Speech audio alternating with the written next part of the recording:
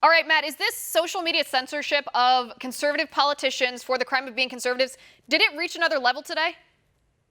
Yeah, I think so. The question that I would have, maybe someone could provide an example of this. That we hear Twitter and Facebook, they're worried about misinformation about the coronavirus. As you point out, what Trump said is not misinformation; it's correct. But have they ever censored someone for giving misinformation on the other side of coronavirus, being too alarmist about it? For example, these people out there saying that sending kids to school is a death sentence. That is misinformation. There's no science behind it. It's totally incorrect. Do we have any example of that? And do we have any example whatsoever of that? The answer, of course, is no. I can answer my own question. And that's because it's entirely political. And what we know is that the media and big tech, they feel like in their possession with the coronavirus a weapon, a nuclear political weapon that they can use against Donald Trump.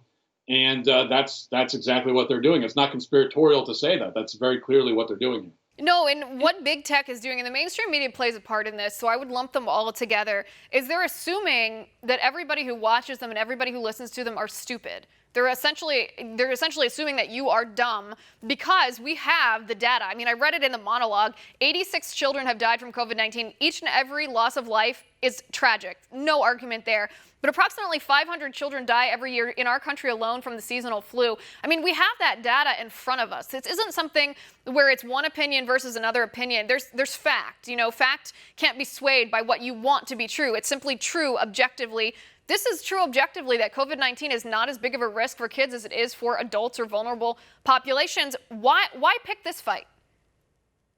Well, I think that this goes, the word Orwellian, I guess, is way overused, but this is a perfect example of something that's Orwellian. And the powers that be have been doing this since time immemorial, of lying to people because they think it's for the greater good. It's for our own good. So now they want to lie to us and tell us that kids are just as much at risk as anyone else, just as much at risk as a 75-year-old, because they think it's for our own good. And it's the same thing they did with masks.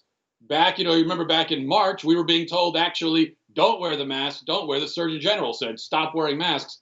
And then they flipped to the other side of it. And the reason why they told us about the masks before is because, and they admit it now, the reason why they said it was they were afraid we were going to go out and hoard the masks. So they just straight up lied to us about what they really thought was the science on it. So this is what they've been doing all along. And of course, if you point that out, if you point out that we're being lied to straight up by people in the media, by some people in government, you're accused of being some sort of conspiratorial whack job. But we know there's proof of it. It's no conspiracy. You can hear Dr. Fauci months ago tell us not to wear masks. Now you can hear him tell us to wear masks. And additionally, you can hear him admit why, that they told us that because they wanted to manipulate our behavior to save the PPE for medical providers. He admitted why he lied to us, to try to exploit us, to try to control how we behaved. I mean, that's really scary from a government official here. And I have to say, I don't believe anymore. Maybe this was an excuse the first month of the pandemic. I don't know. But I don't believe that people are just ignorant of the truth anymore. I don't believe that they're just blinded by hysteria. I believe that this type of behavior is agenda driven, meaning when the mainstream media and, now big tech, when they purposely censor what's empirically true, that children are at lower risk, I do not believe that they simply don't know the truth and they're simply scared for children. I believe that they have the same agenda as the teachers' unions and that they're doing this as a power move to get the political agenda items that the teachers' unions want.